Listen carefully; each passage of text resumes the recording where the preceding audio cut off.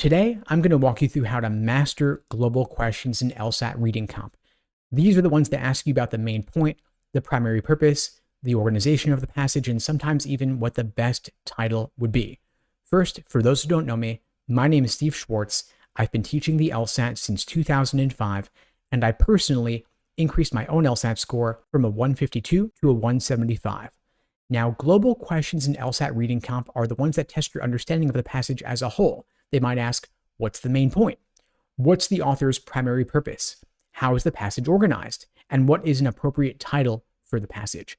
These are some of the most common questions in LSAT reading comp. And so when you approach a reading comp passage, before anything else, determine the topic. What is it all about? Pretty simple, right? But you'd be surprised at how often people get lost in the details. But the thing is, if you don't get the main idea, if you don't know what the topic is, you're not really going to get anything about the passage, right? And so you want to get the big picture to start with. Then secondly, you want to understand better how the passage is laid out. How is it organized? Is the passage presenting a problem followed by a solution? Is it comparing and contrasting two different ideas? Or maybe it's laying out a cause and effect relationship. You also want to spot the key sentences that summarize the author's opinion or summarize the key thesis of the passage. You want to hone in on those. If you're into highlighting and underlining, you may want to use those tools for those key sentences, or maybe note them on your scratch paper. And of course, you want to paraphrase the main idea in your own words to help you solidify your understanding. And then when you go into the questions, if you see a main idea question, you'll already have your pre-phrase laid out for you, and that'll make it a lot easier to spot it in LSAC's wording, which is definitely not going to be as nice as your wording of the main idea. Now let's look at an example here. What if we had a passage on the LSAT about the impact of remote work on urban development? The author in this passage might be discussing the shift from a traditional office space to a remote setup and how this trend is influencing urban planning and real estate markets. The first step here would be identify the main topic. In this case, it is, of course, the influence of remote work on urban development. Then you want to understand how the passage is laid out. In this case, it would be a cause and effect framework. The cause would be the increase in remote work. The effect would be changes in urban planning and effects on real estate markets. Now that we have step one, identified the main topic, and step two, determined how the passage is organized, we want to, step three, spot the key sentences in the passage. And so if we had a sentence saying something like, for example, the rise of remote work is redefining the purpose of urban spaces, that would be a great sentence to hone in on because it's summarizing the author's key point.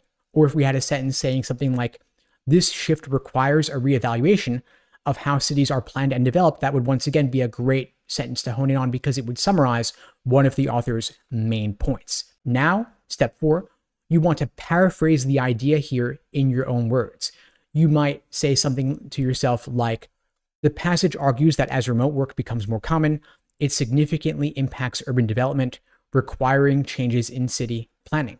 You could then take a more brief version of that in your scratch paper, saying something like remote work, arrow, impact urban development, or remote work, arrow, change city planning. Now, step five, we want to go ahead and pre-phrase the correct answer. We can predict that the correct answer here is going to mention the effect of remote work on cities and urban planning. So if we had a question stem asking us something like, which of the following best expresses the main point of the passage? And we had five choices, one of them saying A, remote work has no significant impact on urban areas, we would of course knock that one out. It directly contradicts the passage. Or choice B, the increase in remote work is leading to substantial changes in urban development and city planning. I love that one. It lines up really well as a good paraphrase of our preface, so we'll keep it for now. Choice C, real estate markets are unaffected by shifts in work environments. That would be knocked out because, again, it contradicts the passage. D, traditional office spaces remain central to urban development. It kind of goes against the passage, although not as directly as the other wrong answers, but is, of course, ignoring the impact of remote work, so I'd knock it out. And choice E, urban development dictates the prevalence of remote work trends. This here is interesting because it's reversing the cause and effect. Remote work is changing urban development, not that urban development is changing remote work. So in this case, the correct answer here would be B, the paraphrase of our pre-phrase, our prediction, the idea here being that remote work is, of course, changing urban development. Now, let's talk about common traps in LSAT answer choices. Some answers are going to be too narrow and focus too much on a specific detail, or others might be so broad that they miss the main point altogether. LSAT reading comp passages are often a bit more nuanced than that. You also want to avoid choices that are out of scope entirely, that introduce information not mentioned in the passage, and you also want to avoid choices that contain the opposite of what the passage was communicating, like we saw in those examples I gave you before. Now, of course, global LSAT reading comp questions are just one part of succeeding on LSAT reading comp and on the LSAT in general. And so if you'd like my help with anything else LSAT-wise, or you're still struggling with global reading comp questions, my team and I would be glad to help you out.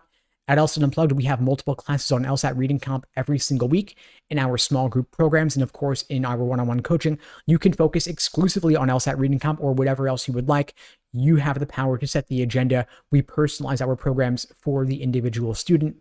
If you'd like my help on your journey to scoring a 170 or above, my team and I would be glad to support you. You can check out the links below to book a call with me and my team. Now, if you want to improve at LSAT reading comp, here are a couple of quick tips before we wrap up. First, practice active reading. As you read the passage, engage with it. Ask yourself questions. What is the main point of this paragraph? What is the purpose of this sentence in the context of the passage as a whole? Take some brief notes if you find it helpful. You might want to jot down the main idea of each paragraph. It helps you retain the information. Also, think about how you're allocating your time. I typically recommend spending 2.5 to 3 minutes on your initial read of the passage so that you'll have sufficient time to solve the questions associated. And of course, stay calm. Even if a passage seems difficult, don't get bogged down in the details. Focus on the big picture, the main idea. And again, if you'd like my help, feel free to reach out.